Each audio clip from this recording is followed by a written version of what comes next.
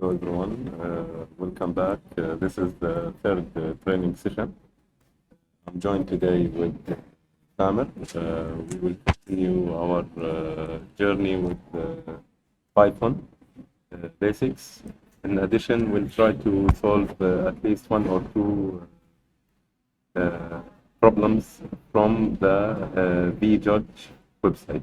Okay, this is our target today. We'll see what we can finish, and hopefully we will reach the vjudge section as soon as possible.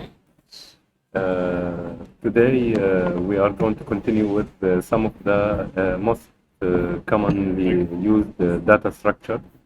Yesterday we covered many, not many, we covered at least I think 4 or 5 examples for manipulating lists and for loops. In addition, we took if conditions in a quick way. Okay, so we covered these 3 things mainly. So today I would like to actually talk a little bit about strings. Yesterday we covered that strings actually can be treated as lists. So, and this is one of the examples actually. If you remember yesterday, our friend Sayyid, he asked us, we have a problem, we have a string of characters and we want to find the unique and repeated characters. I was able to do it in 2 lines in Python. With the library? Yes, with the counter library. I started without using library, then I shrank the solution a little bit, and then I literally ended up using not 2 lines, 3 lines. Within 3 lines, I was able to solve it. Yeah. And you can see here, if I print the output, it will give me each character and how many times, the number of occurrences. Okay. And this is, by the way, one of the data structures we are going to cover today, which is dictionary. Dictionary is, we can call it a key value pair data structure. So this is a key, and this is a value. مقطع كلام بس yes. نقدر نشغل اللايف. Okay, sure, yes. If I want to, so see here, let me go to, we are trying to use the live share extension. So this way, my screen will be shared with anyone who's trying to also see the code, because live share actually provides you with the ability to see the IDE in a better way instead of recording. So I'm going to send you an email now.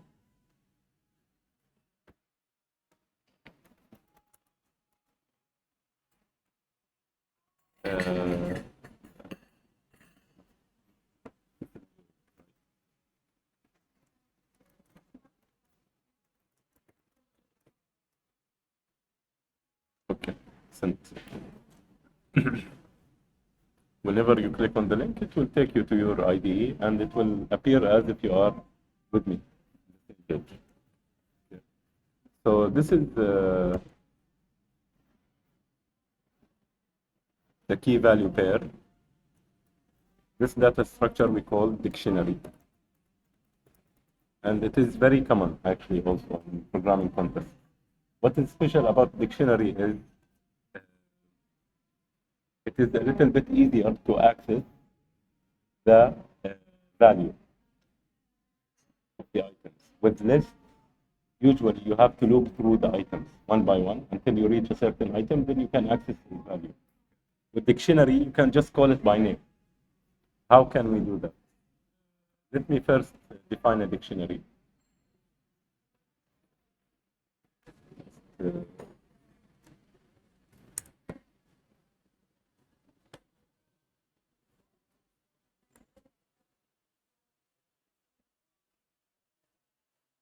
Even I think show the same can't remember. It will show the entire workspace or only a single file. So if I want to define a dictionary, see, we can accept read, write.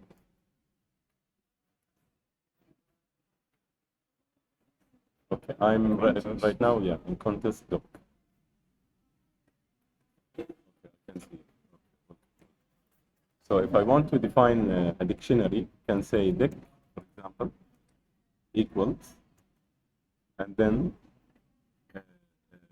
the key value pairs that I want to define. Okay. The key segment is denoted with string. So this is a key. And then the value can be anything. It's an object. Okay. So the key needs to be a string, while the value can be anything. So it can be actually a list. It can be an integer. It can be another string. Okay. So let us actually have multiple keys. Key 2. And then this one will be, for example, an integer, 1, 2, 3. And then key 3. And this might be Boolean. So all data types, can accept all data types. And then let's have key 4. And actually, let's make it a list of 1, 2, 3. Okay. Now let me print this dictionary. In order to print it, it's very simple. I just need to say print and then dic. Let's run this program.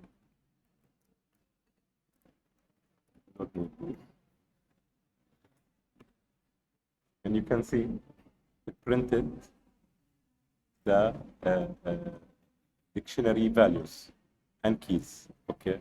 So what if when I was trying to say that it is easier to access the values of each key, it is as simple as saying dictionary of, and you can see it's given me intelligence. Okay, so dictionary of key 1. This way I grab the value of key 1. Okay, and I can print it now by saying print dictionary of key 1. What do you think this will print? Yes. Correct. Correct. So you're just assigning a generic name to every value. Correct. 1, 2, 3, 4, 5. They could be random things, but you have the 1, 2, 3, 4, 5. So you can pull them easy. Yeah. Think of it this way: when you want to navigate a dictionary, where do you go from? There's a index. Index. Exactly. Think of these are like the index, actually.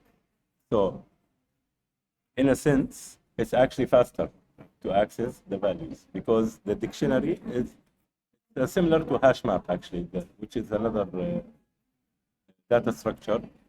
It is famous for having a very quick read access. Once you know the key that you want to access, actually, you can immediately access it. Okay, and it is flexible in a sense that you can store whatever you want in each. For exactly every what's called.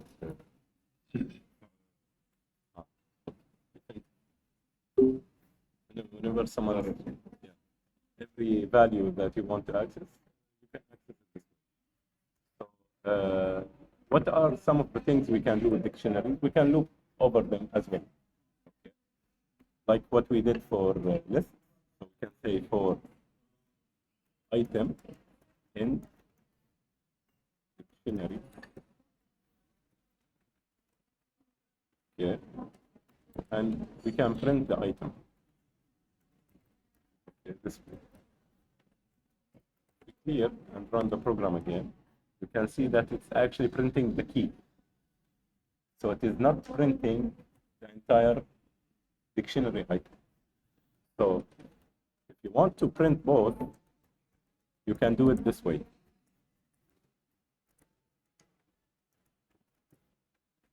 Okay. If I clear and run,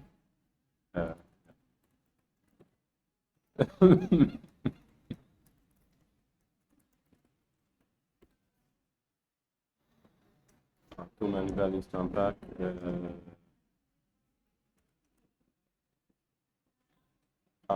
I need to actually call item dictionary dot item.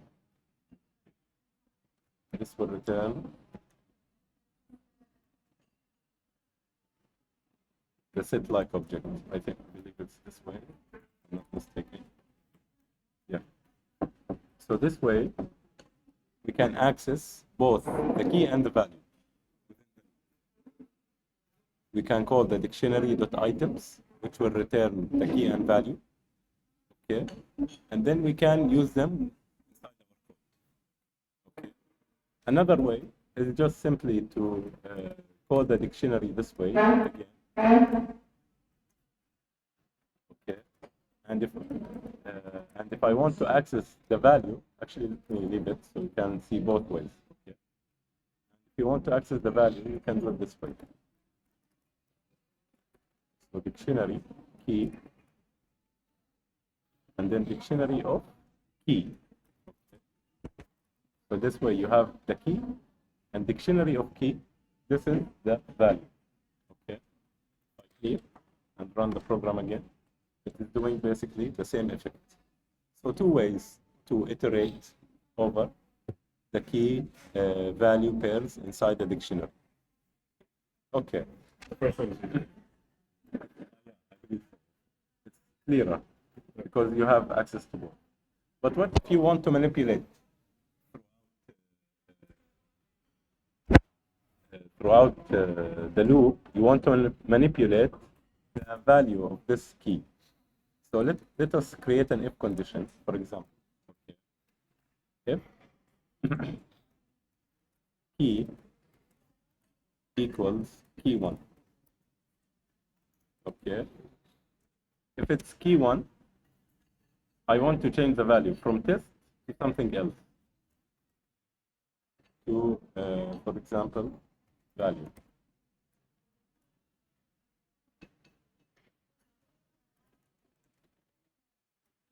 Okay. So this way, if I print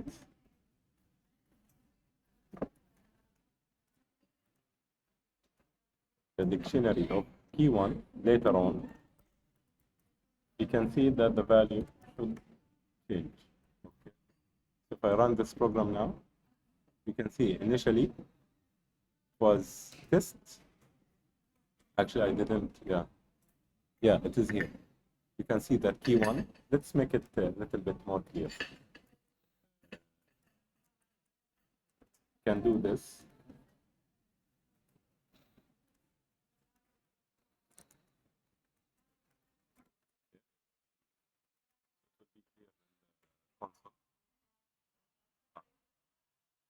Because we have multiple data types, so we need to to cast each and every one. Okay, have strings. Yeah. Can you do have strings? I can convert it all to string. Okay, let's try. But remember, like we have an array, we have a boolean, which might look a little bit strange, but no problem. We can actually, you are right, we can cast them all to string. Let us clear. So key1 is test, key2, 1, 2, 3, key3 true, key4, 1, 2, 3. Okay. Then in the second loop,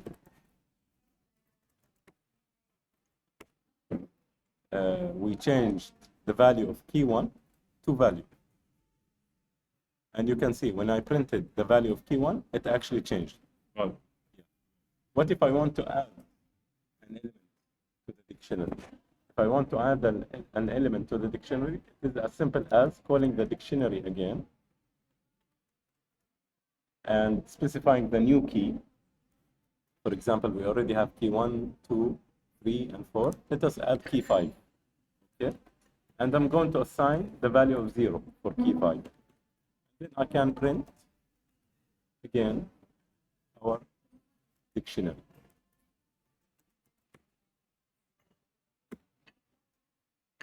Okay, and you can see key 5 has been appended to the dictionary. The same way, if you want to remove from the dictionary, I believe there's a function to remove. Not remove, it is pop. So in order to pop an item, you need the index, or sorry, the key of that item. So we can pop, for example, key 1, and then print the dictionary again. And you'll see that key 1 has been removed. So I believe it's a little bit easier to deal with it. It's straightforward, flexible data structure, useful for many scenarios. So it's good to have in our tool set. Okay, so I think. So, what's the difference between, if it's easier than using lists, why can't I just use dictionary? Because it is as simple as the fact that you cannot have repeated keys inside a dictionary. While in a list, you can have a repeated item. What do I mean by that? You remember when we added a new key, we called it key 5. If I called it key 1, what do you think will happen? It will replace. Exactly. It will replace it. So simply, you cannot have duplicate keys inside a dictionary. Each and every key needs to be unique. So that's the first difference. The second difference, maybe I don't want key value pairs. The data structure itself is not fit or too complex for my scenario. Meaning that if I want just a list of numbers, okay, why would I need a dictionary for that? List of numbers, just one. So no need for keys. Exactly, there is no need for key. You can certainly have a key and have it even auto-generate. Okay, but it is not providing any added value in this case, because all I care about is the index of the number and the number. Are the dictionaries the same as lists and strings? Can you find the same functions? Not exactly the same. There are some similarities. For example, pop, I believe, exists here also. So pop, but in this case, it takes an index. Okay. So if I pop, for example, 0. Okay, pop 0. Let's actually print all of this. And let's print our list again. You can see that one of the ones have been removed. So pop is shared. Another method I believe is shared with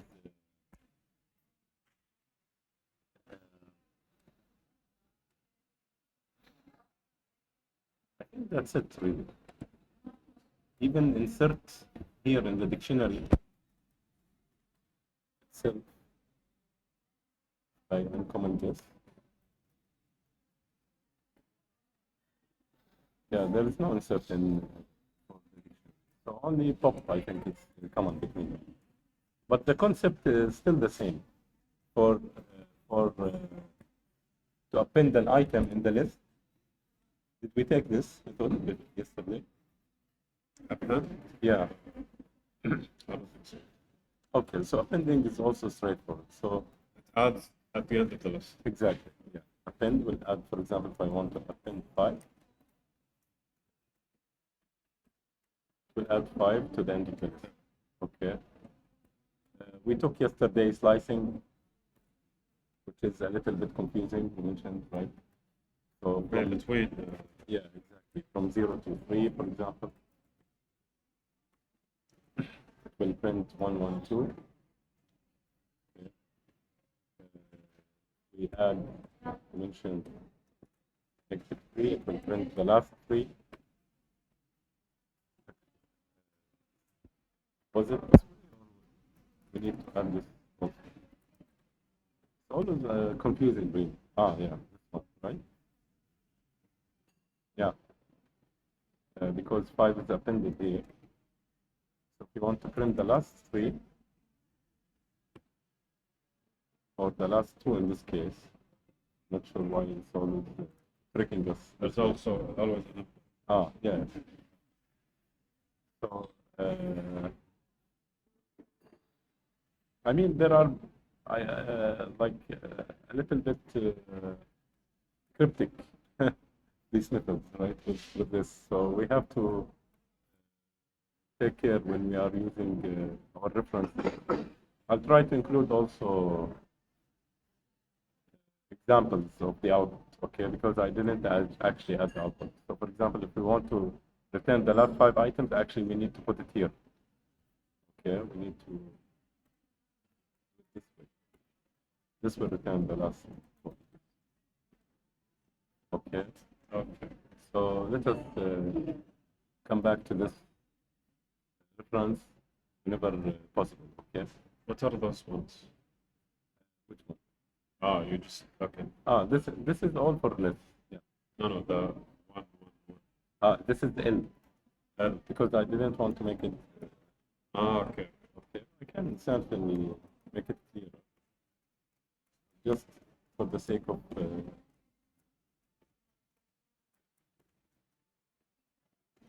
trying to simplify the cheat sheet. I will make it. Okay.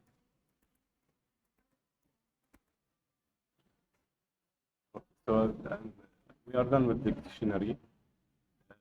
String format. String format is also another thing that you find it to be useful when it comes to string manipulation. We have two ways doing string format. Okay, before we move to string format, we talk if conditions and we talk loops, we talk dictionaries. For me, I think these are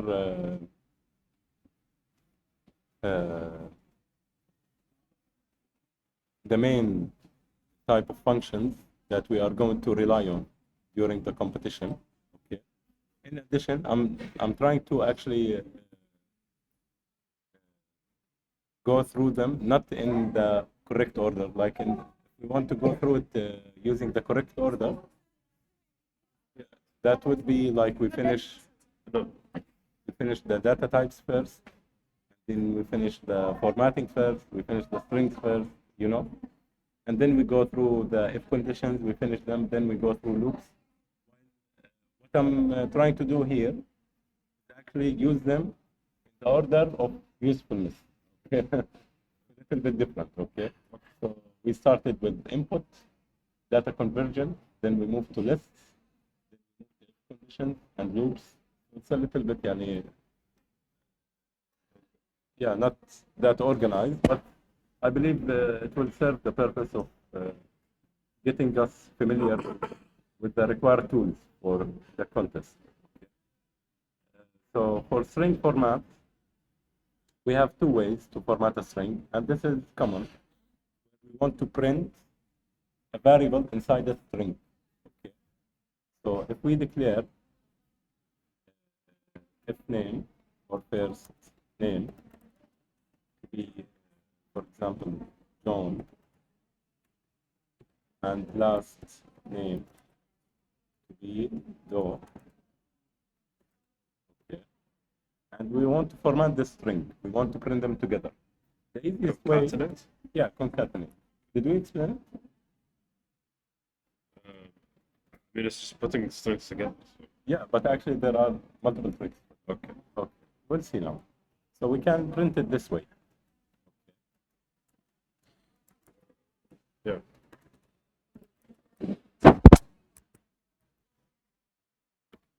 Okay, and you can see the output. It's as we expect. Okay, but there's actually another way of doing it. We can do this dot format.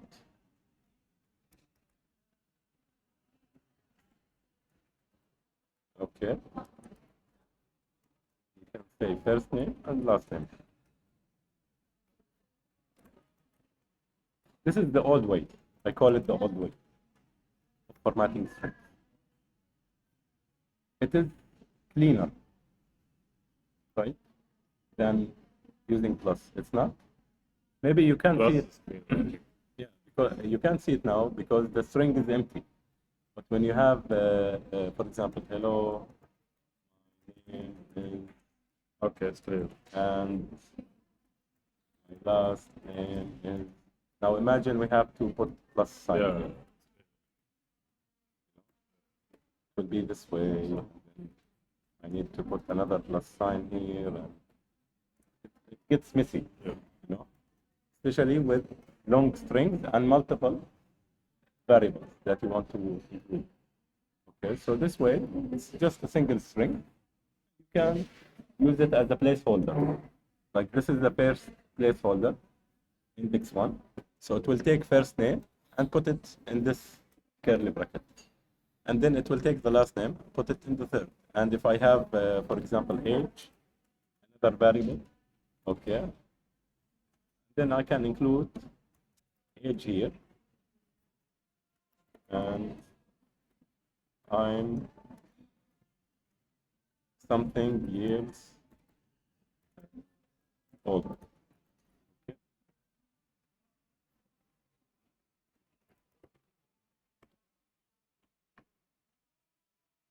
So I believe this is a little bit uh, more organized, cleaner. It's way cleaner. And you can do special formatting, and we'll come to that later. But I want to show you the new way. This is the old way still. I know the new way. I think we should focus on The new way. Do you know the using if? the old way is better. No. That the first one is the old way, the plus. Okay. Ah, This is the old okay, old okay, one okay. old. Okay. I thought this was the old. No, there is even a newer Okay. way. Okay, and it's up to you. Between these two, this one and the one I'm going to show you, you are free to pick whichever. Okay. The other way would be what you say print, and it's actually the same way, but you need to include if before the string. Okay, and then I'll copy this exactly the same string, paste it here, and instead I'll immediately place the variable. It's immediately placed inside the string. Now, which is more readable, this or this? This one, because you can see it directly, right? So this is a new way, actually. This So is just append the F and then exactly, and do whatever you want. Even you can do mathematical formulas here directly. Okay, and this is, we call it template string. It's very famous.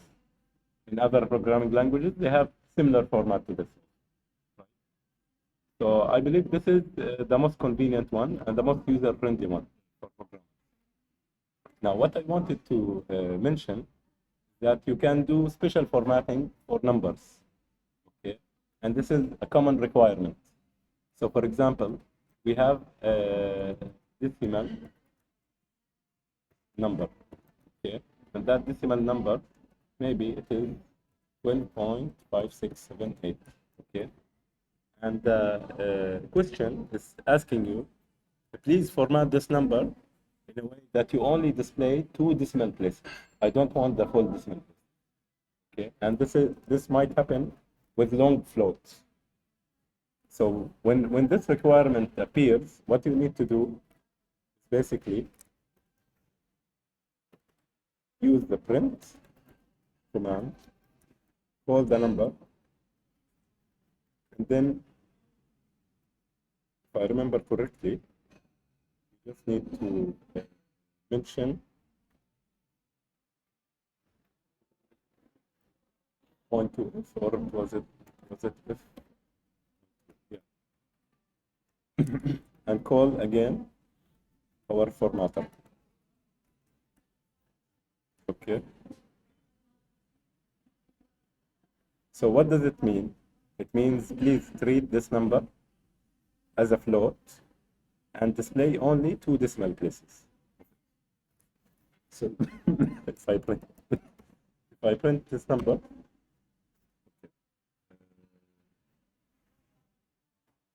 not so. second for format, was it the other way around? Oh, sorry, it was the other way.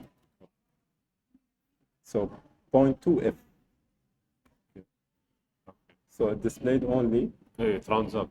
yeah, without rounding. Actually, it rounded. Yeah, rounded. Okay, which we have to pay attention. The same way, I believe, if you mention that you want to truncate also, okay, it didn't truncate it in this case because there is nothing to truncate. There is no leading zeros or anything. Okay, so all in all, this is another way and another requirement of formatting decimals. Okay, where you have to only print 2 or 3 or 4. If you want to print 3 decimal places, you can do it this way. We can compare it with printing the number directly. So in this case, rounded to the third, and in the other case, it printed the entire number. Okay. So this is regarding string formats. Yeah. Why do we need to format it? We can print it directly. Hey, not. There's no, it's just to make it look similar. Okay. You can print it directly, and you cannot tell the difference. For you, in the console, they both look like strings. So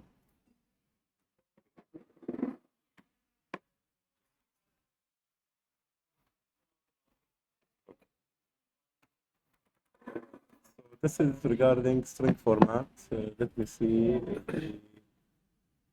Actually, I didn't include the number format here. Let me include it as an example.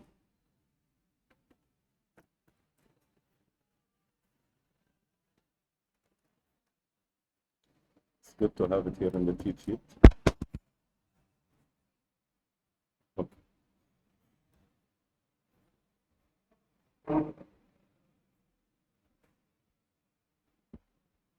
Okay. Now let us talk about range and sets, and then move on to solving actual problems.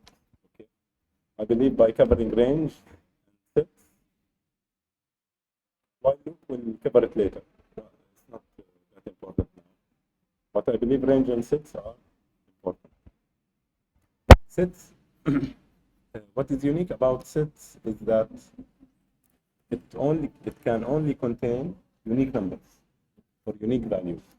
Okay. A set, I want to define a set, and a set is immutable. Immutable meaning you cannot change its value later on once defined. Okay. So, for example, if you have a list that contains 1, 2, 3, 4, and then I'll repeat 4 multiple times, okay? And I convert this list to a set. Error? No, it is possible, actually. My set equals this. And then I print my set. Okay. You can see that. Because unique, only Yeah. unique. It saved me time, right? If I want for this is a trick, and then you can convert it back to what I believe. Yeah, I think there is no method for it, but you can simply just cast it back.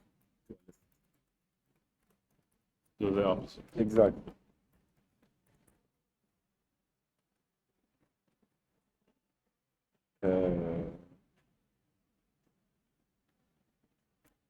Right? I Is there a list? Yeah, better to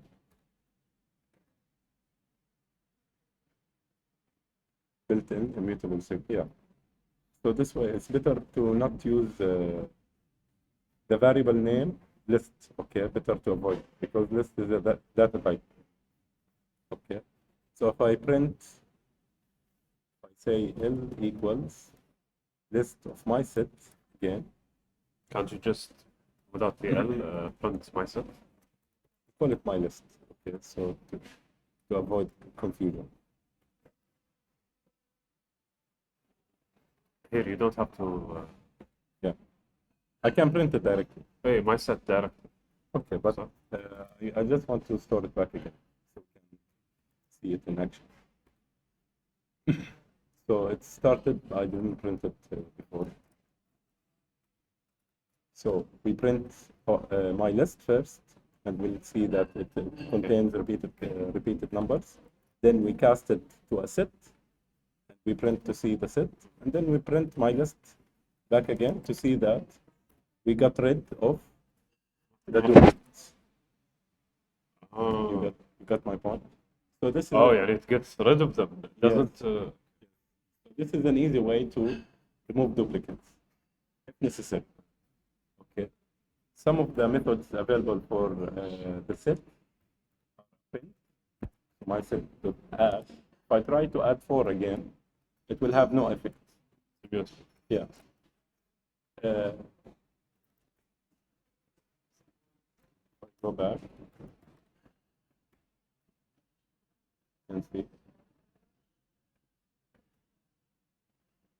The set is still the same.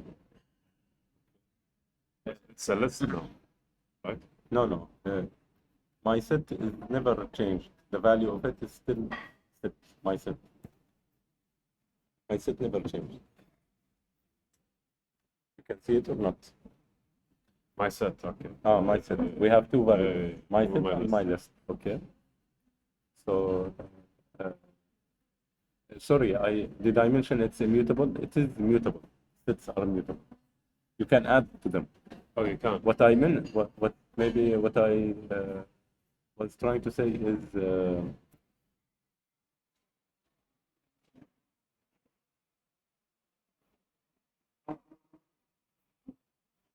you can add and remove from a set.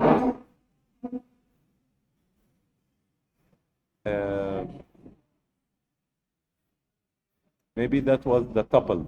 Tuple, maybe it's immutable, but we'll see later. Okay. So if I want to add another item that is unique, it will accept it. Okay, so in this case, if I run it, it will append 5. Okay, but if I try to add 5 multiple times, it will only... The brackets are different. Exactly. For the set and the Yes, the brackets are different. Yeah. So you can tell which one is which. And you can add also, will accept what? If I'm not mistaken, it can accept also other objects. So you can add this.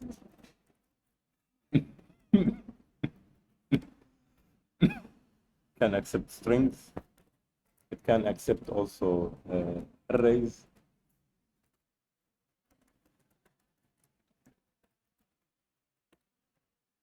Okay. Cannot accept this.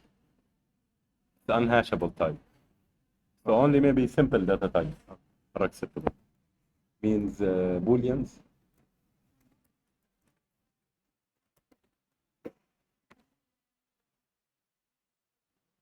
Not even a boolean can be added. Okay, so we can say integers and numbers in general. That means Floats. Floats.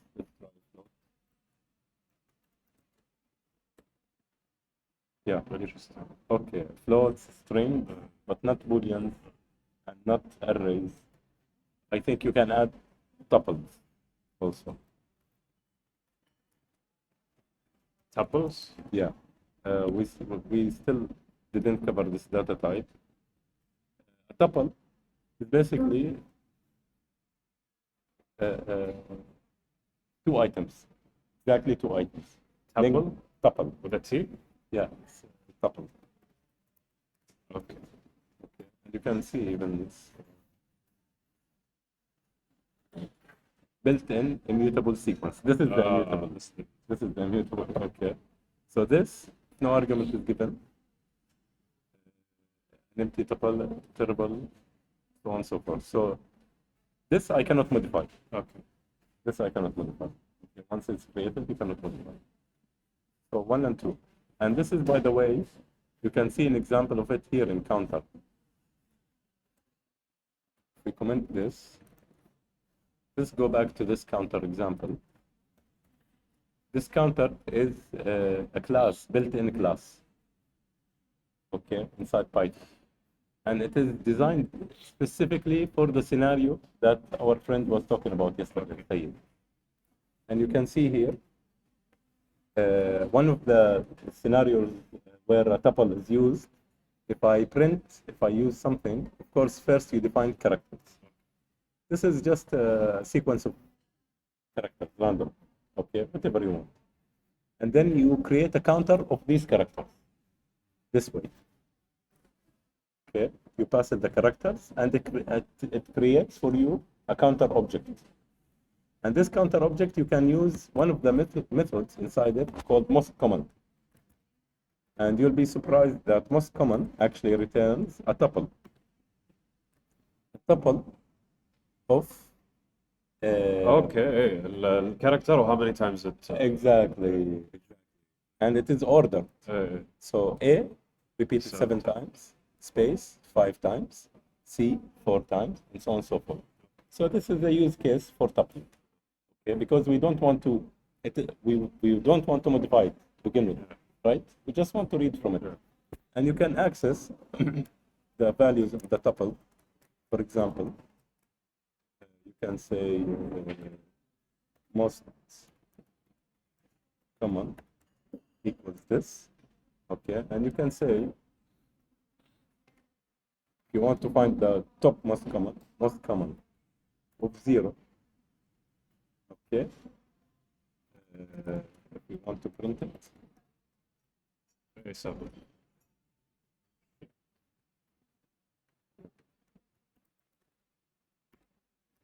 will give us the tuple and 7.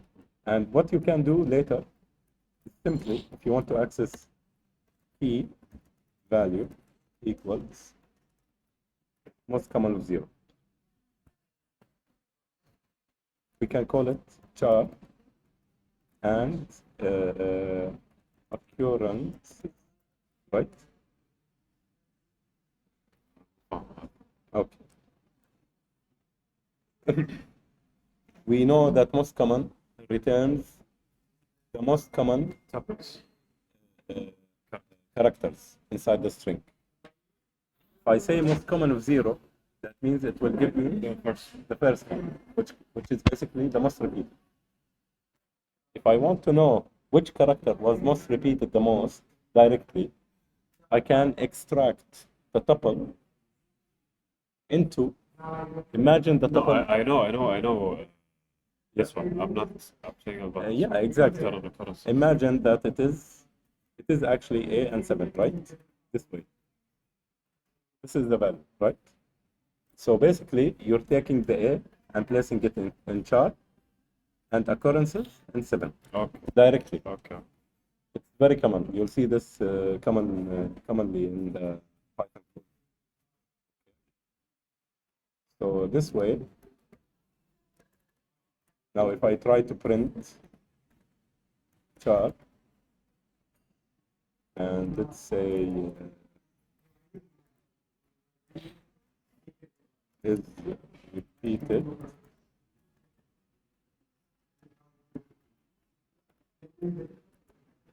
times. Okay. Here and print A is repeated 7 times. So this is an example of what? First, there's the counter. Yeah. And then you variable. Most common will give us what? A list of tuple. List of tuple. And the list, we access the 0 index, which is the first item in the list. Okay. And then instead of accessing it, then using the key and the value separately, I immediately separated the key and the value into two variables, and then I use them in my code. So you can use two. It is possible. Yeah, you can define two variables Like that. with one at a time. Yeah, like that. Yes. They call it destructuring. Destructuring in Python.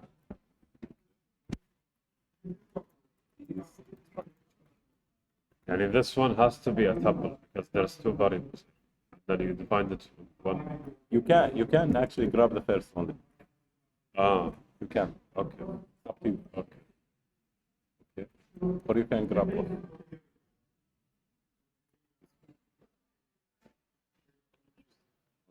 Yeah, it is for Python.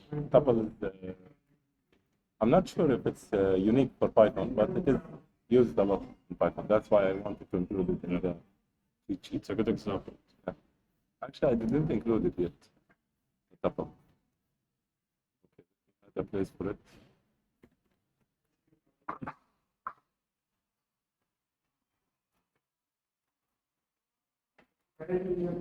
Include it. Okay, well, I'll include it later. Now, last but not least is range. Range is very easy. Assume that the question is telling you create a program that will print numbers from 1 to 100. What do you think the easiest way to do it? This is a requirement. You create a program that will print numbers from 1 to 100. Create a range from 1 to 100. Then, Exactly. Then what? Okay, so we start by creating a range. Okay. And range is a special data type. Unique to Python, I believe. So from 1, this is the start and this is the stop. Okay. If I print this, it will print something very strange. It will print it itself. It is defined as range. That's what I'm trying to say. Okay, it's a class, it's a struct, you can call it. Okay. So Can you maybe do a variable dot range? 100, okay, let's see. Okay, my range.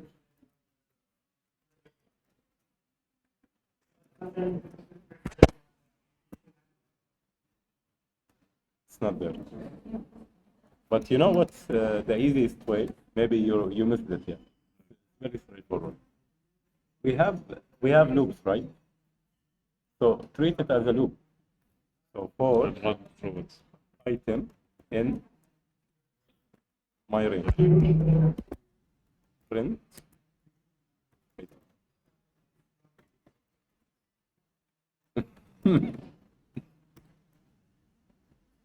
That's it. Printed all the numbers from 1 to 99. It's as simple as that, really. It's very powerful. Very powerful.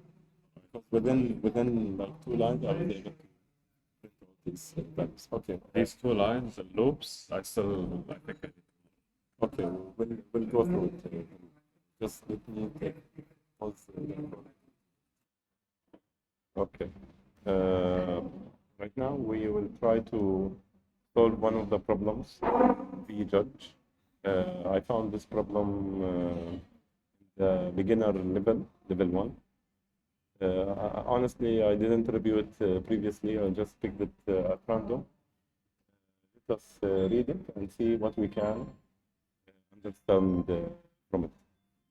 I copied all the problem statements, constraints, inputs, and outputs here, so it will be a little bit simpler to read. Okay. Yes. Need to read only the file system of the file is read. The file system of the file is read only. What does that mean? 1 second. Hold up.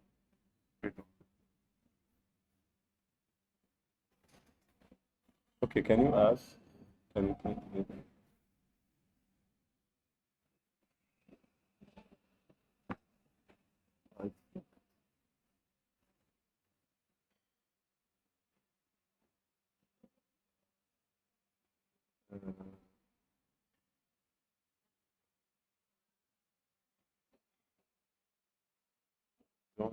only?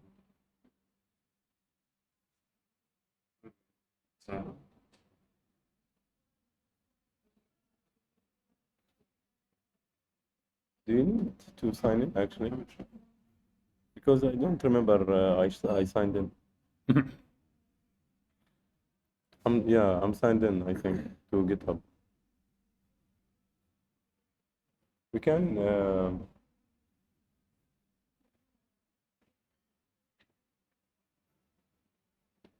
translate it from my side. Yeah.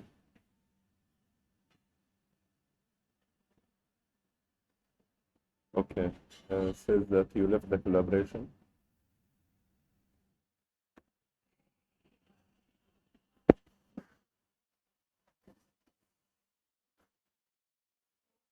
Can you try?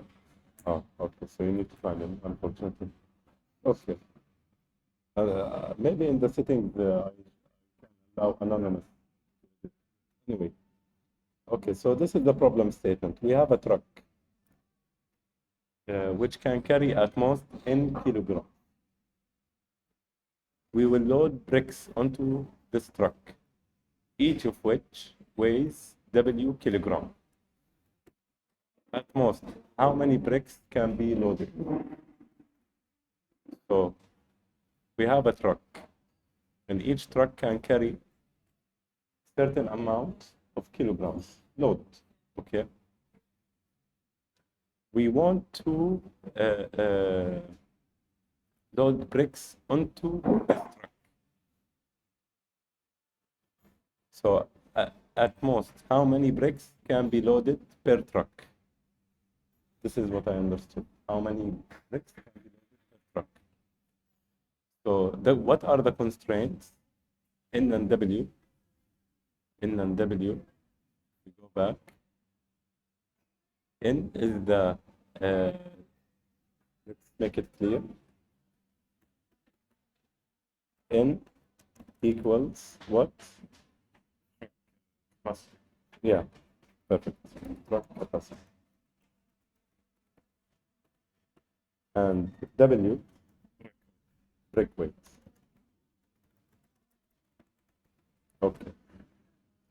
So input is giving input.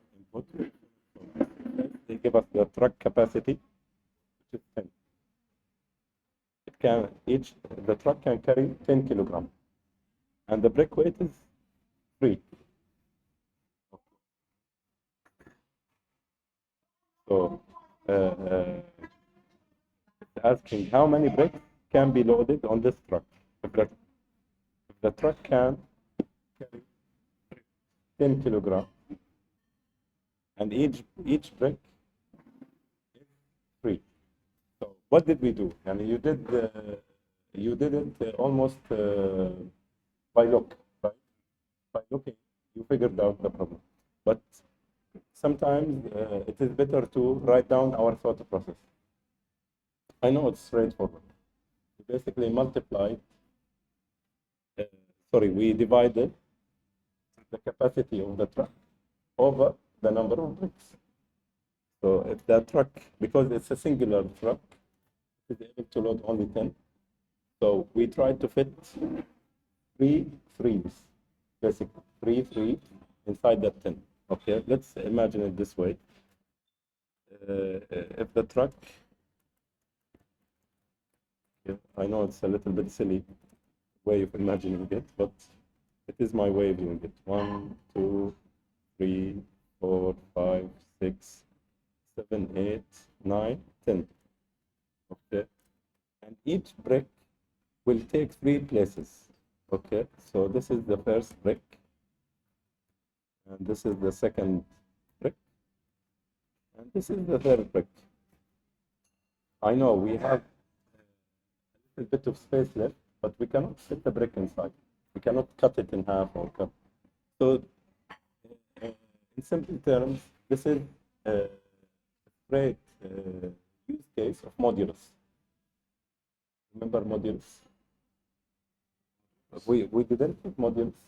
It's one of the mathematic formulas. I think maybe we'll skip over it. We have multiplication, division. I did it in the video, I remember. In the first session. Maybe you missed it. Okay. We have multiplication, division, addition, fraction, power, right? Division without remainder, and modulus. I remember we covered this in the first session.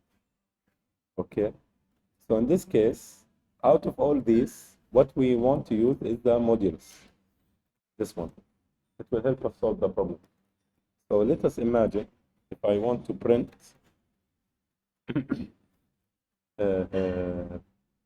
10 modulus 3. So I'm trying to divide 10 over 3. This will give me the remainder. Okay.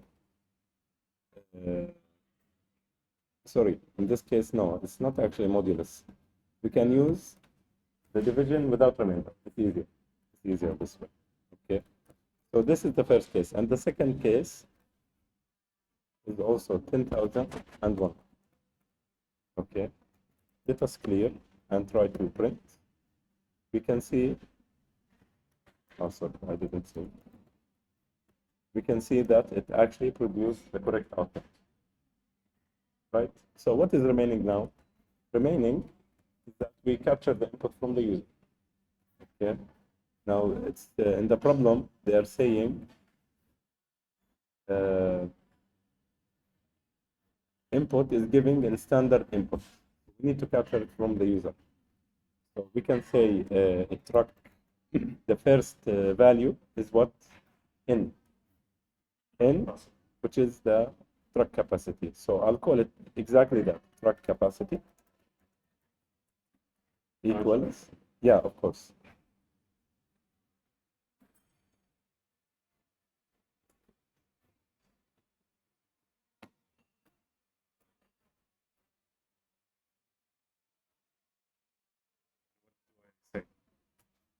There is nothing. It takes nothing input.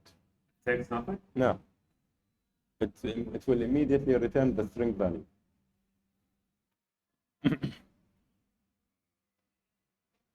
Not sure I understand. Try it. Don't pass anything. Leave it empty. And print.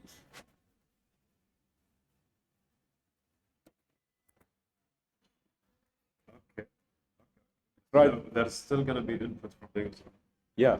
This is the input from the user. Hey, but shouldn't we say, put a string, say something? No. Input truck capacity. No, because it didn't mention that. We have to follow exactly the steps mentioned in the problem statement. The sample input, you can see they didn't mention input anything, add, please add. No prompt. It's called a prompt, what you're talking about. Pay attention to something, Kamil. We are capturing 10 and 3 in one line.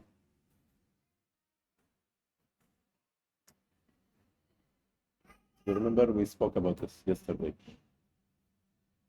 When we try to capture 10 and 3 at the same time, so the input will return a string, right? We need to split it.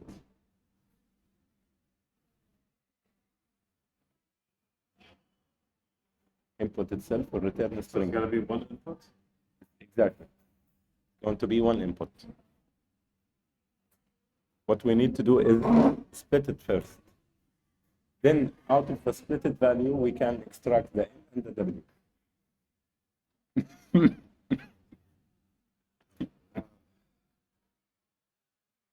Take it step by step. Go back to the, for example, let me show you the cheat sheet.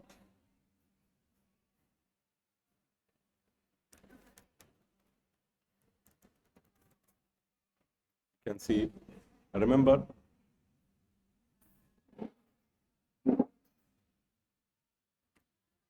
this is the template that we spoke about that day. Remember? I told you this template will help us during the exam. This is the first thing we need to write. It is here. It is defined for us. Okay. So it's the split function, input and the split? Input split, exactly. So input split, but forget about the map. It's simpler. So what you need to do is just call input dot split. Okay.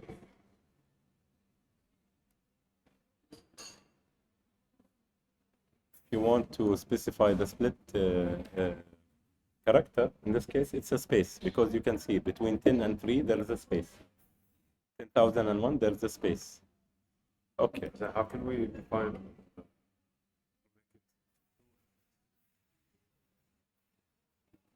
That will do that for us.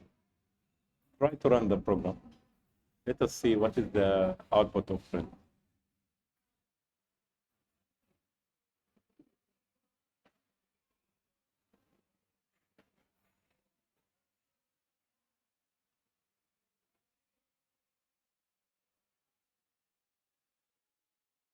Just use the play button. It's not okay. Running with required. Okay, yes. Let's go.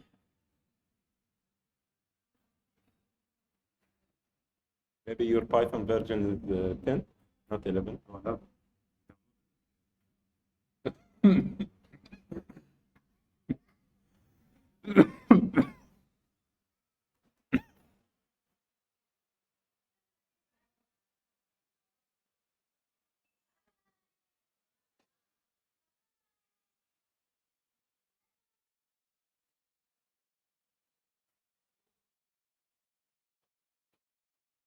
A little bit of a hassle, huh? Just I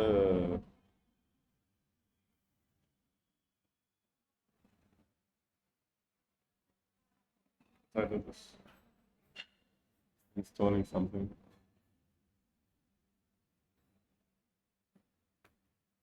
You can say Python 3, by the way. You cannot manipulate the terminal, right? Because it's my terminal. Okay, request make terminal read write for everyone. Okay. Yeah. Just actually just type.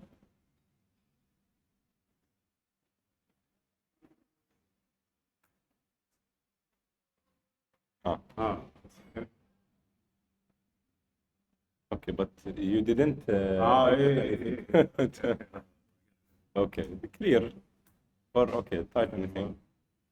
Yeah, but type now the same sample input. So 10 and 3. You can see it return 2 values. Split returned an array of 2 values. So now this way you capture 2 values in one line, right?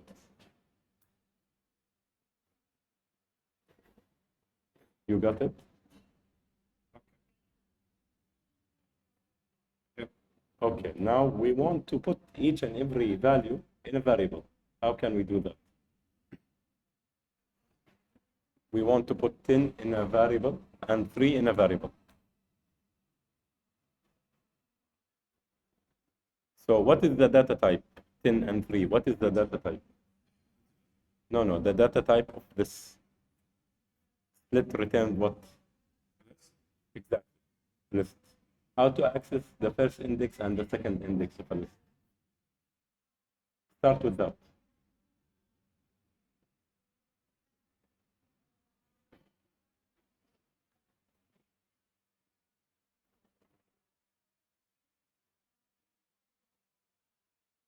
You have access to truck capacity, right? The truck capacity is the list.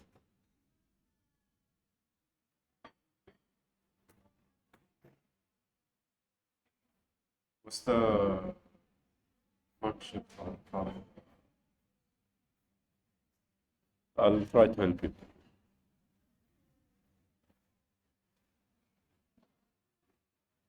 We want to call now the exactly. This will give us what? No, you're just one. You can only pass one. Yeah. This will give us what? Oh, okay. Wait, I can do. Exactly. Exactly.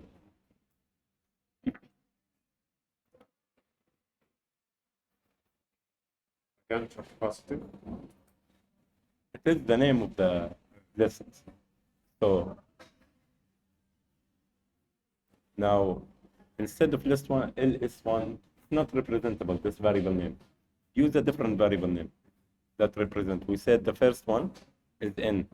and the second one is W, where N is what truck capacity and W is the brick weight.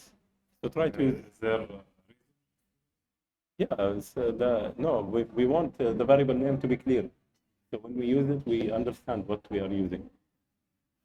Instead of NW, you can use the friendly name, by the way. that's already in the question? I think it should be. Okay. So, Okay, try to print N and W. Just so we can test it.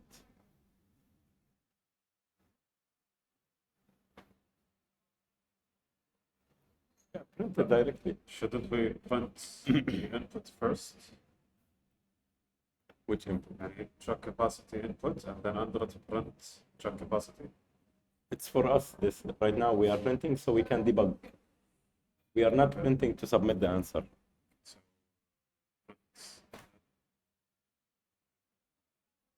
What we are trying to do is just to see what's inside, so we can confirm. Yeah, try it, execute it. Save first, of course.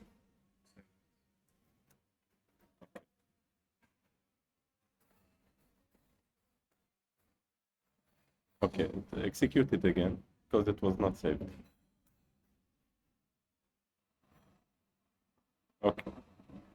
It printed in entry, which is correct. But now we are missing something.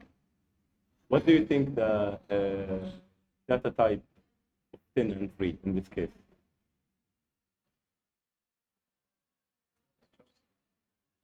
Are they integers actually? Take a look at the list here. String. Yeah. Because we captured it from input. And input always return a string. So we need to cast it to integer first. How can we do that?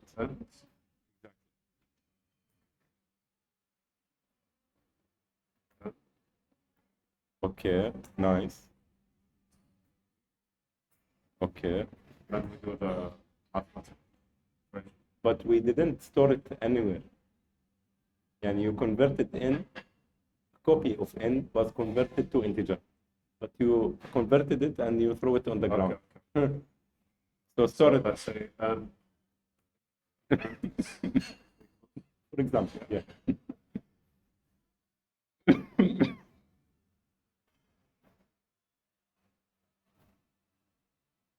Nice. Okay, we're getting there. So what is remaining now? We do the actual formula for the equation. Okay. It's here, it's down there. Just replace the values with whatever is required.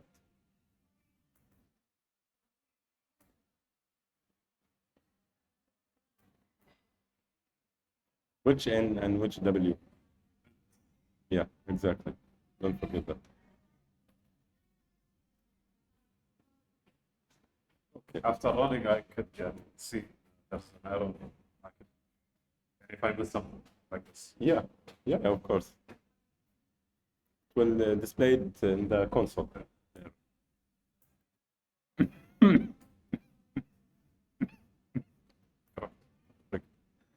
Try the other sample input output. 10,000 and 1. 1,000, sorry, and 1. See, it's through there.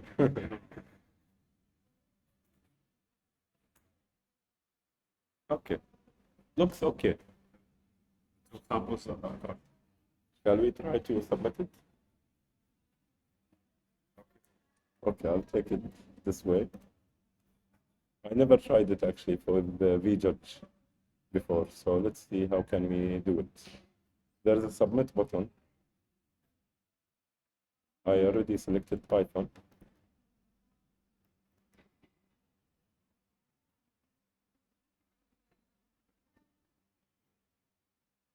I think what?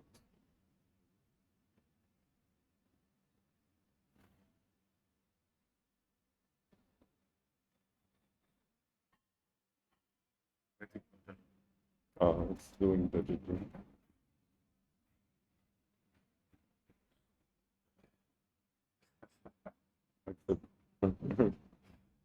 Okay, time took 56 milliseconds. I'm not sure if that's good or not. Oh, I think it's okay because we got full score. 30 notifications. Okay, so I think we passed this. But how can we tell if it's recorded or not, or answered? Status.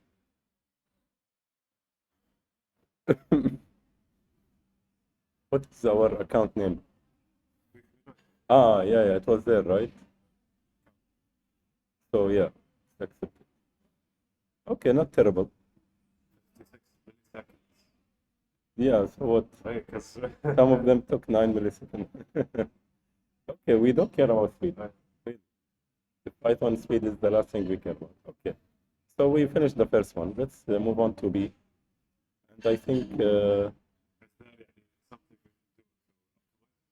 of course, yeah, we can, but don't. Can you give me just an example? Yani instead, maybe of doing it this way, I think we can save some time by removing this step.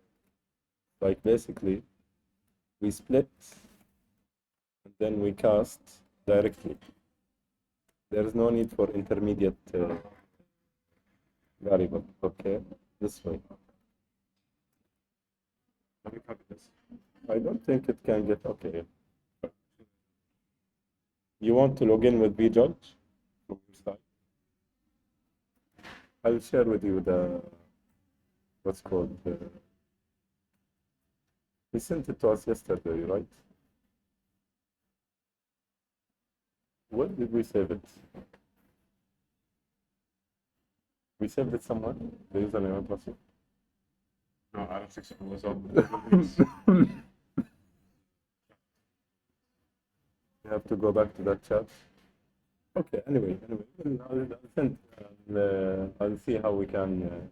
I'll have to say it again or I'll go check the recording because we recorded it. Okay. Okay. Now let's. I think we have time to go through this one. Easy. I'm not sure, but since we are still in the first level, I think it should be.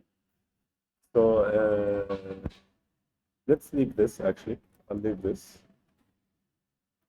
but I'll comment it for now.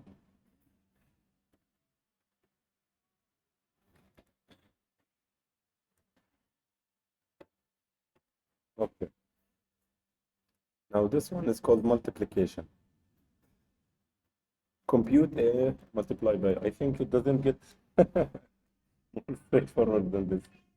يعني أشكر خبر. يحكي لك اضرب A B. See the samples.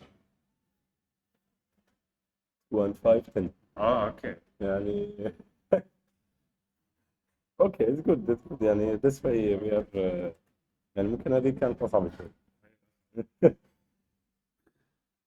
Okay, let me. Let's go. Yeah, I was trying to copy this text so it can. Okay, you can look at my screen and. So what is the first requirement? I can split screen by You the way. want to do A times B? Let me try to screen so we can see your code at the same time.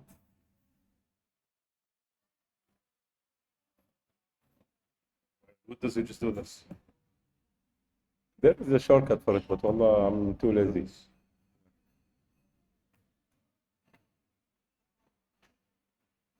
Okay. So this way both screens are recorded. Okay. So the constraint is what? A is the number from 1 to 100. B is the number from 1 to 100.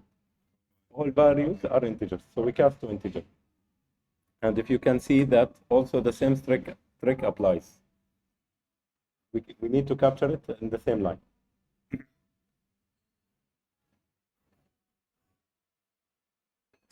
So we do the split.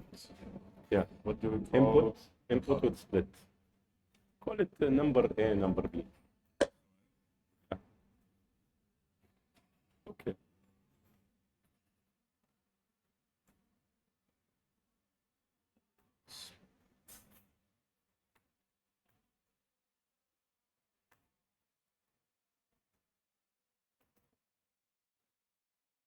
Remember, input.split return a list. Input.split will return a list always. By the way, list of string. yeah, here, by the way, you can do a trick here. Remember that trick? Yeah. If you try, actually, I'm not sure if it will work as I expected it or not. So let us try it, because I know it works for tuples, but I'm not sure it works for it's called.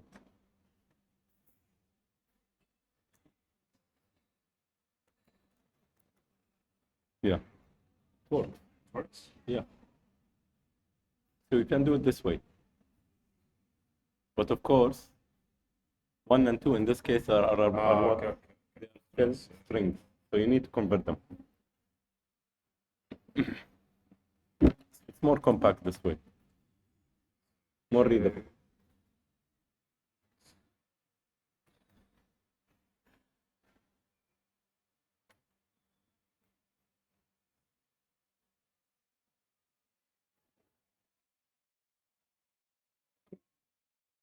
Do the same for B. No, you are right.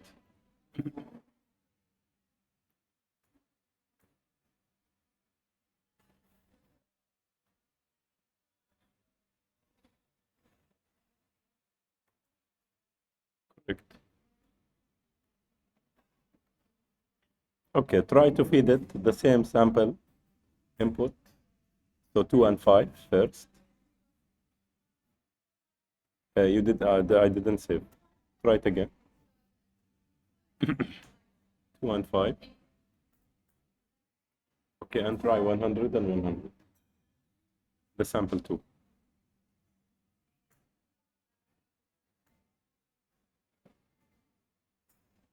Great. Is there any edge case that might happen? An edge case that might happen? Yeah. Edge case? Edge case, yeah, edge case. I mean, if you try to submit a number that is bigger than 100, it shouldn't work, right? It should work because we didn't put any constraint. The question. The question specifies it, yes, but I'm not sure how we should handle it. For now, let us submit it this way and see what it will say. Okay. Shall we try? Okay. So I'll take this solution, submit.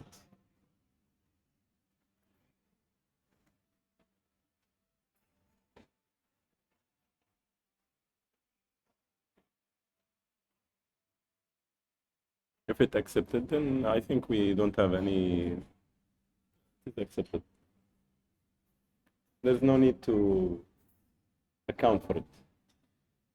That means it didn't specify. No, thank It didn't specify that if the user use this input, do this. Does it make sense? There's no validation on user input mentioned in the question, so we don't have to do anything. The constraint is for us, so we can account for the time complexity more than to validate the user input. I understand what you're saying, but I don't think it's. I think in the competition there will be. I think mainly we can ask Ms. Rocha about this, but I think it's mainly for time complexity. If it is, then it should make a license also. Yeah. So we can add this to the notes. Is that let me add a note here.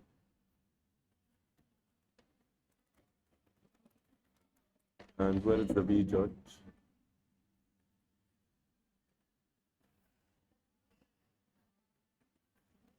Actually, I'll take a screenshot of it so we can ask her later.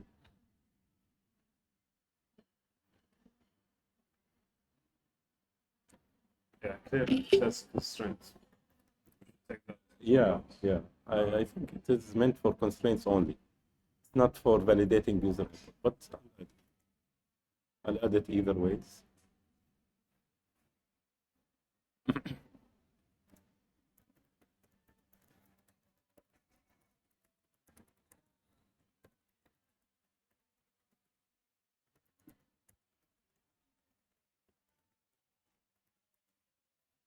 Okay.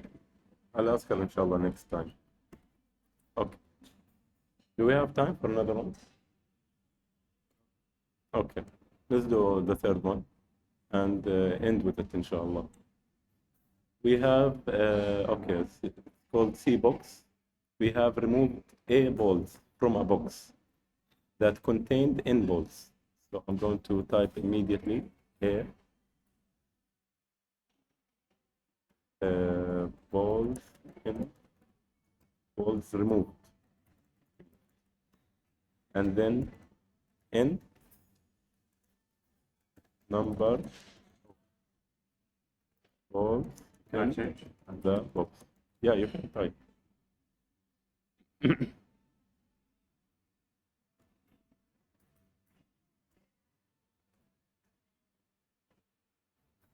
This is clearer for me. Okay. That, And then put B new balls in the box. So B is the new balls, A balls removed, and N number of balls in the box. We can put them in 3 lines this way, I think. What do you think? Okay. A balls removed, N number of balls in the box, B is the new balls. So all values are integer. Nice. a ball has to be an integer. Okay. Maybe it's half a ball. كرة مبطوطة. ما يصير. Okay. So input is given from standard input, N, then A, then B. So, Yeah. We have to capture it this way. So if we, N, again, is what? Number of original balls. So it contained 100 balls. Then A, we removed 1 only. Then added 2. It makes sense. Yeah. This is 100. Okay, can you? Okay, try.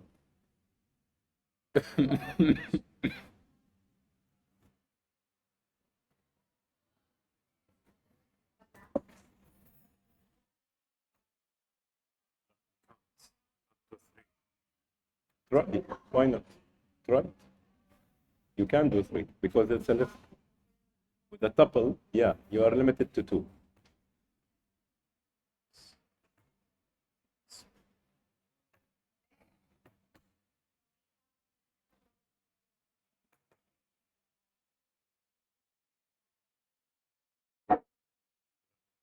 I think it's NAB, not ANB.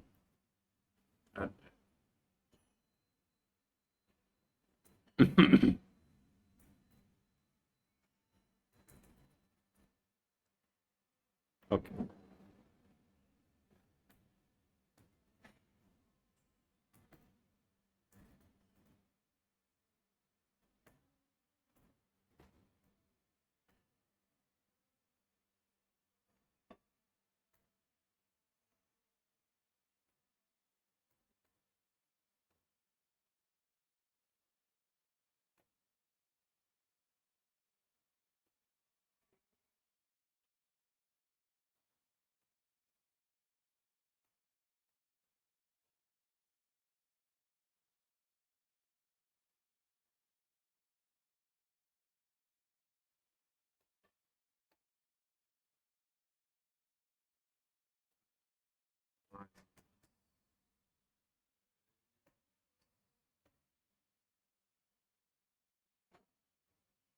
Okay.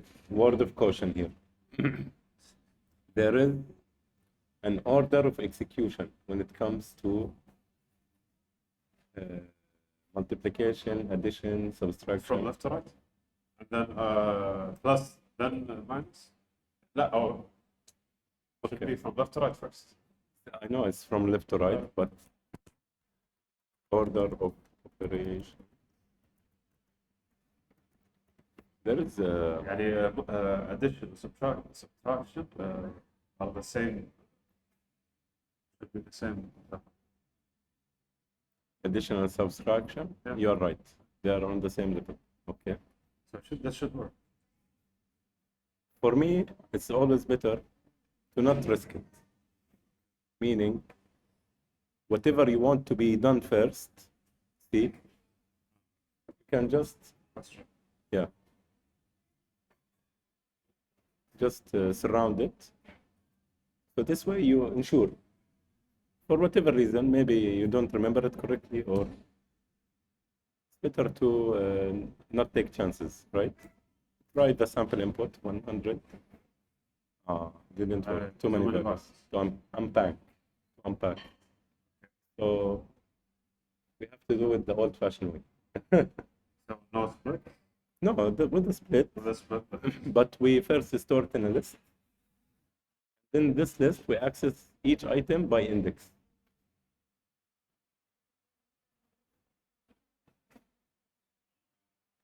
So Okay. call it Okay. Let's call it user input. I think it's clear.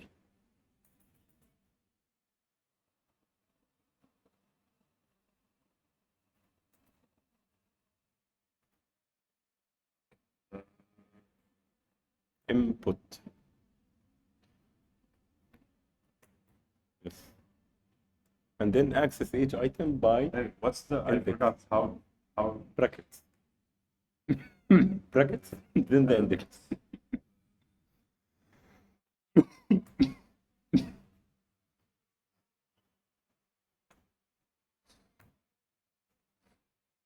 it's correct. Yes. Yeah. Correct. Yes. Now do the same for the other values.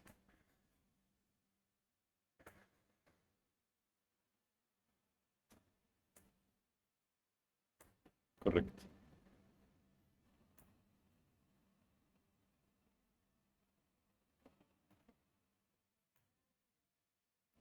But you forgot something. First, you didn't save, and second, you didn't modify the variable names. A, N, and B don't exist anymore.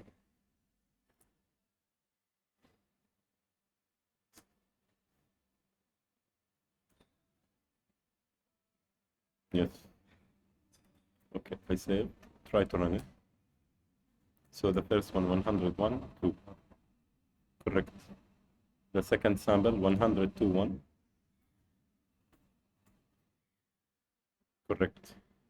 The third sample, 100, 1, 1.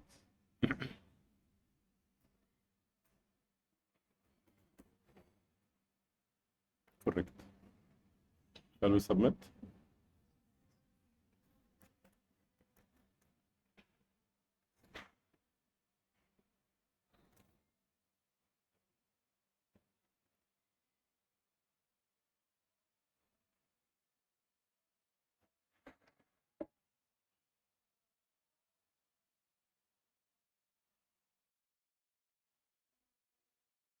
I'm not sure the length stands for what. Characters. Number, yeah. This is our length, right? Not the length of the test cases. No, Our length. 56 milliseconds. Python is slow. Wallah, we don't care about it. Again, I know it's slow, but it's making our life easier, I believe. Okay, I think this should. Where is our recording? Our recording is behind this. Yeah, it's 1 hour and a half. I think this should be enough. We got a little bit of taste for the real problem. I know they are simple, but this is how it all starts. Yeah, let us finish those. Let's aim to finish those within these 2 days, all the problems in level 1, and move on to the next level. Okay? Okay, thank you. I hope this session, the sound will be clear for the recording. For anybody who watched us until the end, thank you for watching, and see you in the next session.